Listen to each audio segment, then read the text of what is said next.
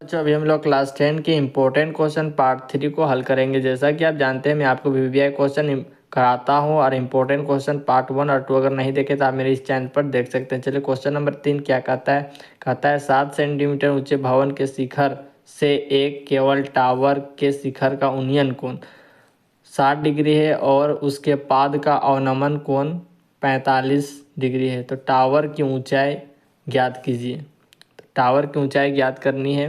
तो आपको बता दूं कि उन्नयन कोण किसे कहते हैं और अवनमन कोण किसे कहते हैं। इसके आप फिगर के माध्यम से देख सकते हैं। एक बच्चा यहाँ पर ही है और ये ऊपर की ओर देखता है इस प्रकार। ये एक टावर है, कोई टावर है, ये उधर देखा है। तो इसका जो देखने की जो रेंज है उधर ऊपर में देखा, तो इसको क्या बोलेंगे? उन्नयन कोण। उन्नयन कोण। अब देखो बच्चों, अवनमन कोण क्या है कि एक टावर इधर यहाँ पर ही है और कुछ चीज़ यहाँ पर ही रखा हुआ है। ऊपर से कोई इस पर यहाँ पर ही देखता है। यहाँ पर जो देखा है तो इसको क्या बोलेंगे? अवनमन कोण। अवनमन कोण इसको बोलेंगे।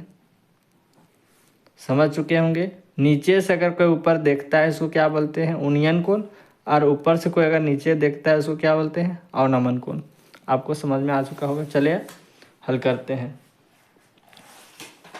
7 मीटर ऊंचे भवन के शिखर से एक केबल टावर के शिखर का उन्नयन कोण क्या बोलता है? 7 मीटर ऊंचे भवन के, देखिए आप इस यहाँ पर देख सकते हैं, भवन क्या है? 7 मीटर ऊंचा। 7 मीटर ऊंचा है भवन। भवन के शिखर से एक केबल टावर के शिखर का उन्नयन कोण। उन्नयन कोण किसको बोलते हैं बच्चों? यहाँ से जो टावर की ऊंचाई है यहाँ से इस प्रकार देखता है कोई, तो इसको क्या बोलेंगे? उन्नयन कोण। उन्नयन कोण कितना है? 60 डिग्री है। कितनी है? 60 डिग्री। अब देखिए, और इसके पाद का अवनमन कोण है। इसके जो पाद का अवनमन कोण है इस प्रकार आप खींचेंगे। इसके पाद का अवनमन कोण ऊपर से नीचे की ओर देखता है। अवनमन कोण 45 डिग्री। कितना है? 45 डिग्री। आप तो जानते हैं ये बराबर होता है इसके एकांतर कोण के, एकांतर कोण से, तो ये भी 45 डिग्री। आपको नज़र आ रहा होगा कि एक रेक्टेंगल शक्ल का है। तो रेक्टेंगल में क्या होता है कि ये बराबर होते हैं इसके और ये बराबर होता है इसके। तो ये 7 मीटर बराबर किसके हो जाएगा? इसके 7 मीटर। इसका नाम देते हैं। अब ज्ञात करना है, इसको देख ले। टावर की ऊंचाई ज्ञात कीजिए। टावर की ऊंचाई क्या है? ए और बी क्या है? टावर की ऊंचाई। तो पहला नाम देते हैं ए, बी, सी और ये डी, और इसका नाम दे देते हैं ई। टावर क्या है? ए और बी टावर है। आप समझ चुके होंगे। चले हल करते हैं। जो दिया है बच्चों उसको लिख लेंगे। माना कि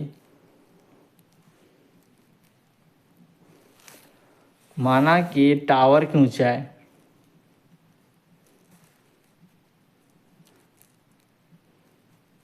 टावर की ऊंचाई क्या है? ए बी तथा भवन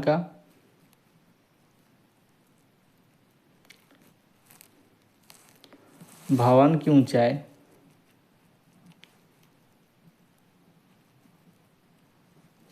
क्या है? DC बराबर 7 मीटर। अब आकृति से हल करेंगे। लिखेंगे आकृति से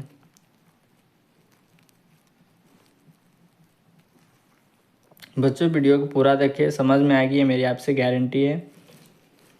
वीडियो को सपोर्ट जरूर करें।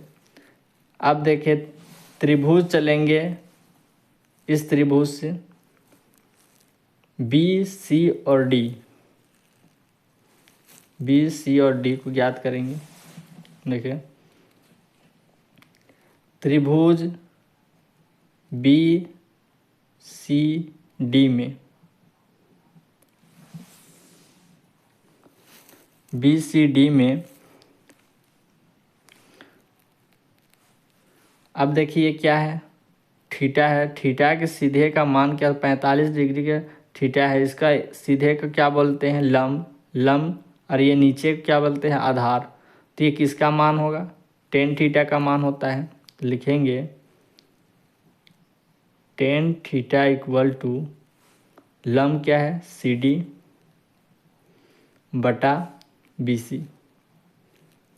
कोई दिक्कत।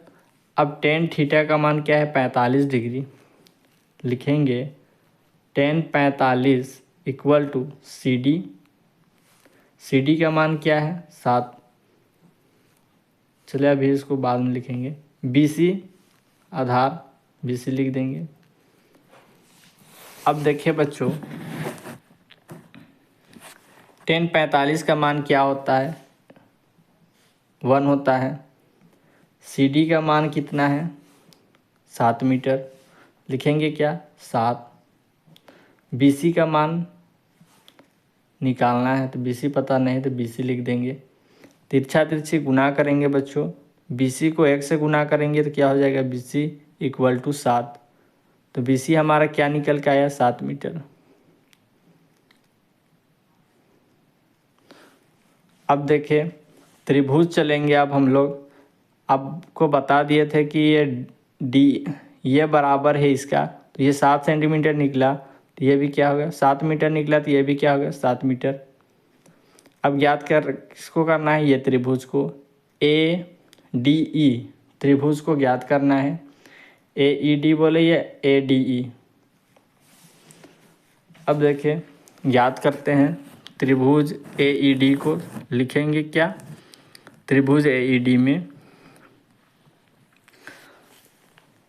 अब त्रिभुज ए ई डी में, ए ई डी, ए ई डी में